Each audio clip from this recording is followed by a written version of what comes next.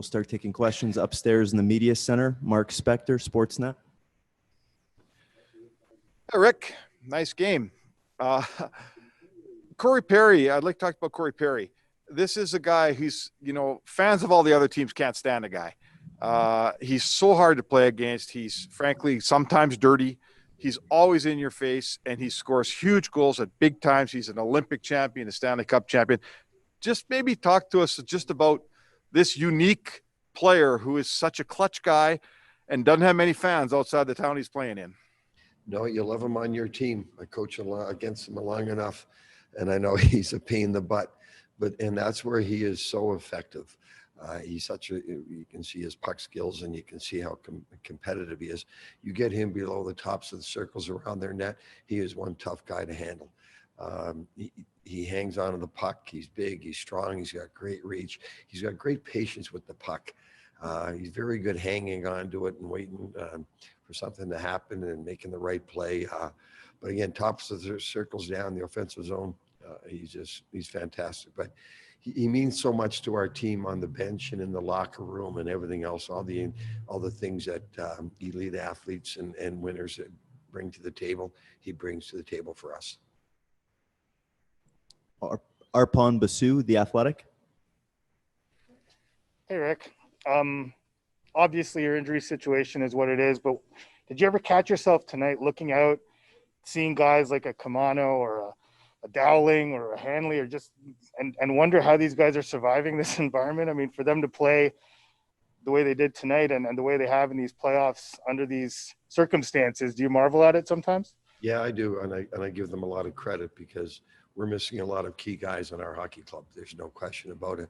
And the guys that we've asked to step up and play, and even though they haven't played for a couple of months and they've been here for 9 weeks now and not knowing if they're going to play, and when you call them up and say, okay, you're in, you're the next guy up, they respond. And again, give them a lot of credit because for 9 weeks now, a guy like Dowling's been going on the ice every day, taking pregame warm up and not knowing if he's going to play.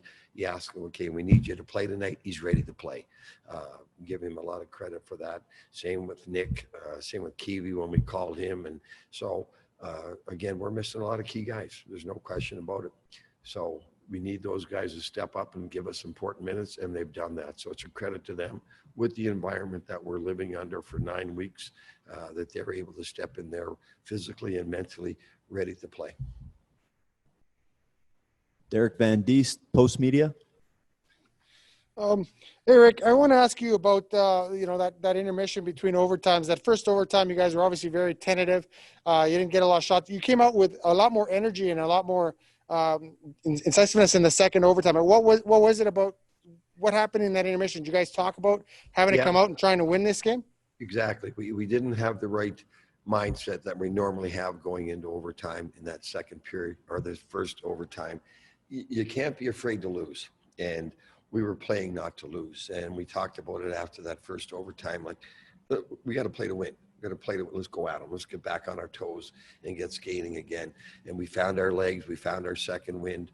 And and so, but none of us were happy with that first overtime. Just, you can't play not to lose. You just can't. And you're sitting back and you're not going north like we want to go north. So we did talk about that after the first overtime, and we got to play to win. You play to win, you lose, but we're gonna go for it, and we did. Jason Hills, Tampa Bay Times. Yeah, Rick, I want to talk to you about Corey Perry. He's had an unbelievable career, but in the last couple of years, it's been tough on him, and he came here this year. And can you just talk about? He seems like rejuvenated, almost like the old Corey Perry. And this is why give Jim Nill and his staff a lot of credit. This is why we went out and signed him and Joe. We get to this point in the playoffs, you need some experience. You need some guys that have been there and are not intimidated by the situation we're in. And Corey Perry is certainly one of those guys. So huge addition to our team. So regardless what happens in the regular season, it doesn't mean anything. You get into the playoffs, you need the guys that know how to win. You need the guys that have been there before, are not intimidated by the situation and the surroundings, and Corey fits that bill. He's a huge, huge part of our team. Matt DeFranks, Dallas Morning News. Hey, Rick, what has made Kiviranta, Sagan, Perry so successful the last couple of games? Well, actually, we were gonna that line fell because of the injuries, but Sagi the last couple of games has been outstanding. Kiwi does a lot of work on the wall, and he's quick and he's on the puck. He's pressuring the puck. And then Corey gets the puck, top of the circles down, like we talked about. He's patient with the puck, but Sagi's driving that line as well. He's really dug in the last couple of games, and it's nice to see him get rewarded with points. But just as important is how he's competing, and he's doing all the little things that we need to do to stay in games and give us a chance to win. But that line, again, it's thrown together because of the injury situation we're faced in, and right now it looks good. Actually, I was going to have Yanni going in there tonight, but with the injuries that we've had to move guys around. So, anyways, that line looks good. Kiwi gives it lots of speed, lots of jam, and anyways, it's just a good line for us right now. Sean Shapiro, The Athletic. Hey, Rick, what's it like for you to see Andre Sekera come back to the game? And obviously he's not racking up 37-something minutes because of the time missed, but he's playing a key shift in overtime there. Well, we really missed him in that period. We missed in the second period there. He couldn't play, and give him a lot of credit. He took a shot, and he was in a lot of pain. He really was. So it took a while to subside, and that shows you his compete.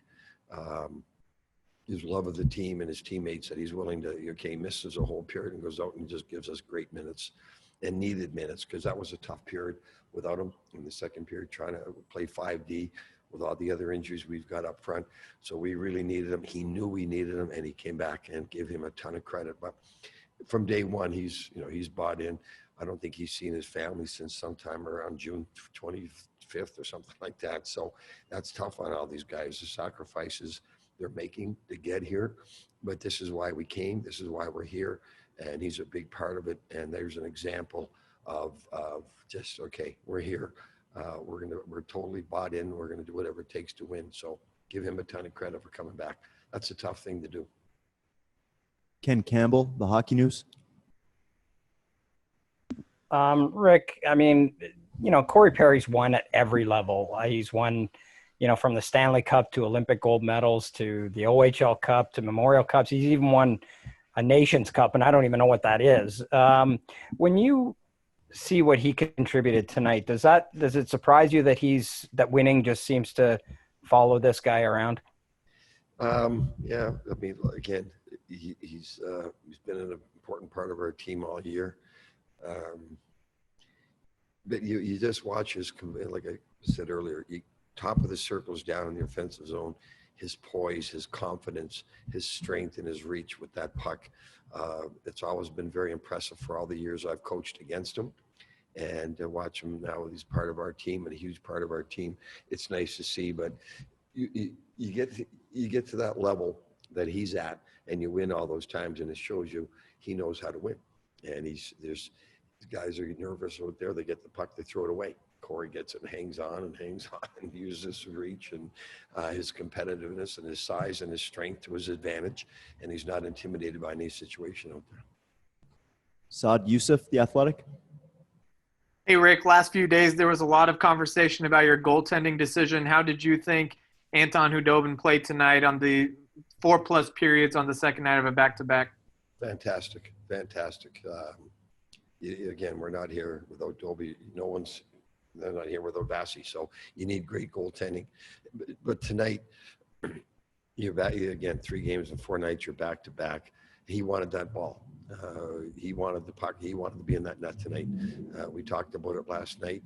He let Jeff know, I'm in. I want to be in there. And that shows you what a tremendous competitor he is. And I've been asked earlier to describe his style and everything else. That means nothing, man. He's a competitive guy who does everything he can to stop the puck, and for him to come in and back-to-back and play like he did tonight and give us that opportunity to win just speaks volumes about his character, his compete, and in his willingness to do whatever he can to win the game.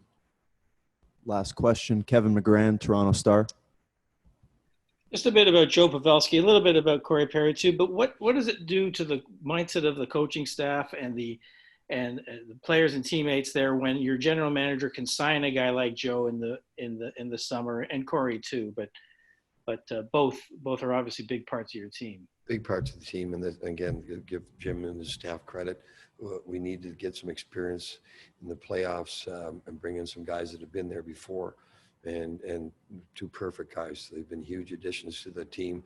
You love their character and what they mean to the team, and the respect that you guys don't always see, the respect that their teammates have for them, and that's such an important part. All our teammates know these guys have won. They've been around the league a long time, and this is really for both of them. It's only their second trip to the finals, and so for both Corey and Bab. So. But they've been around the league a long time. They know what it takes to win, and they have a lot of respect in that locker room because of that. Thanks, Coach.